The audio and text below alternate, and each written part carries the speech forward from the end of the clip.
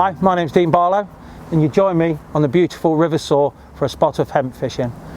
There seems to be a stigma about hemp fishing. Some people seem to think that it's a really difficult method to crack.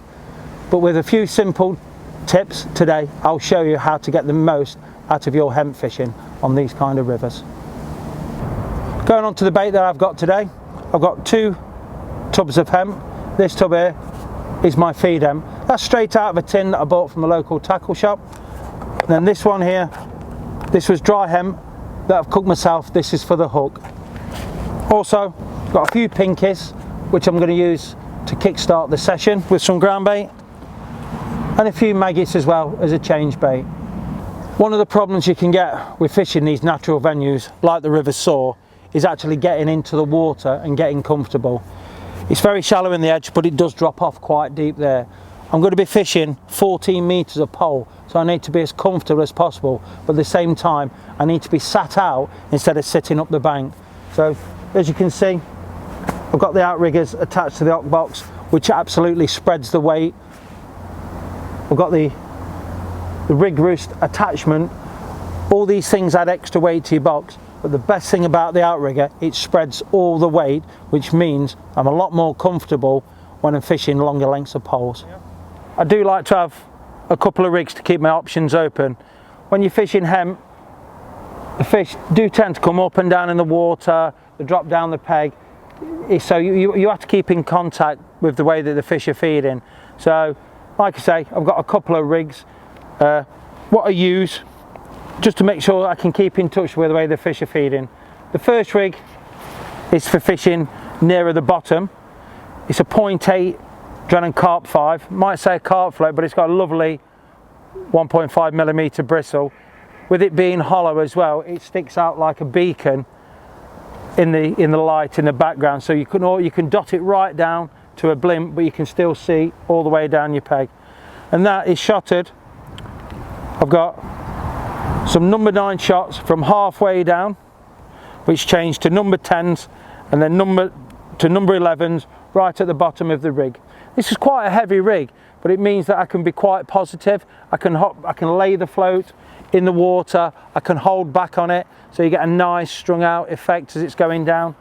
So that's that one rig there. And my other hemp rig is the same pattern of float, but this time a 0.5. Same kind of shotting pattern. Shots start halfway down, number 10s, and then down to number 11s.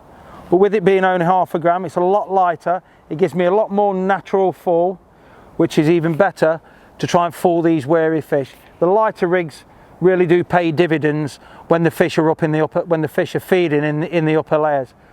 I can fish this one off the bottom as well, so it's suspended as I'm running through, but I like to fish it on the drop so I can cover more area the way that the fish are feeding. All the hooks, just quite simple, 08 hook length and an 18B 511. So pretty simple.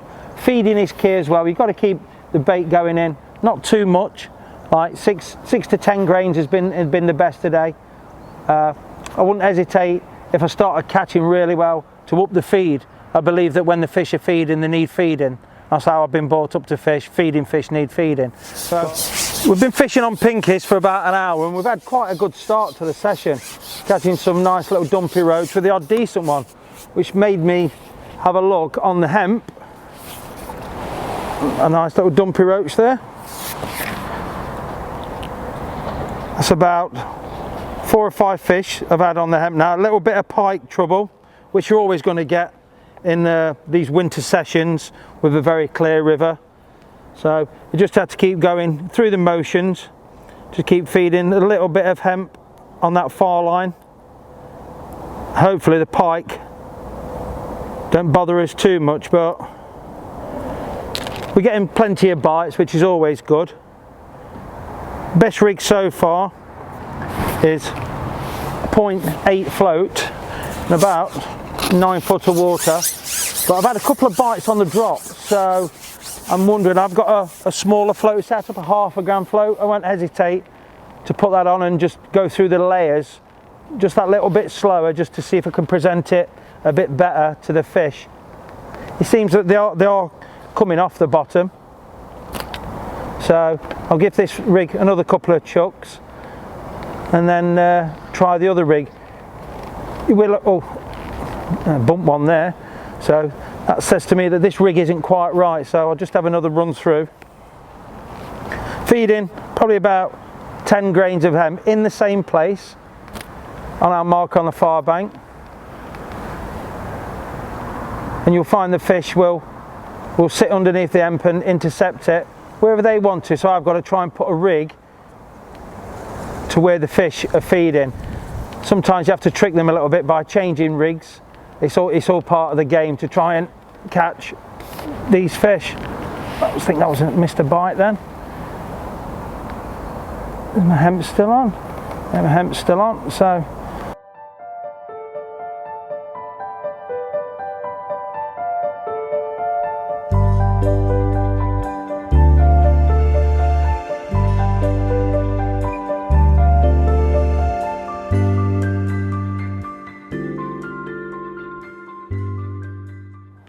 One question I do get asked quite a bit is, how do I hook my hemp?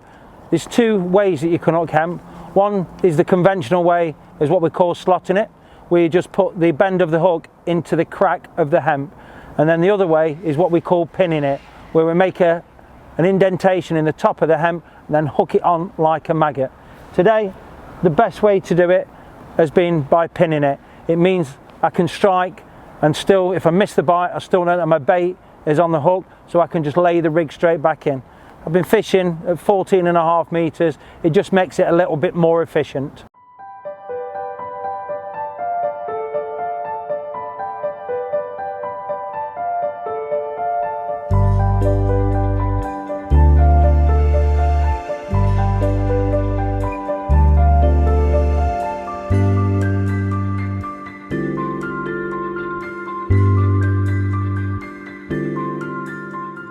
Well, that's the conclusion of a great session. It's been cold, but the sport's been really good. Started off fishing with pinkies while my hemp line settled. As soon as I've gone onto my hemp line, I've caught some little roach, nice little dumpy roach, but pike had been quite a bit of a problem. But I just kept going through the motions, changing my feeding patterns, and just at the end here, the fish have got a lot bigger in size, up to 8 ounces. Absolutely brilliant session.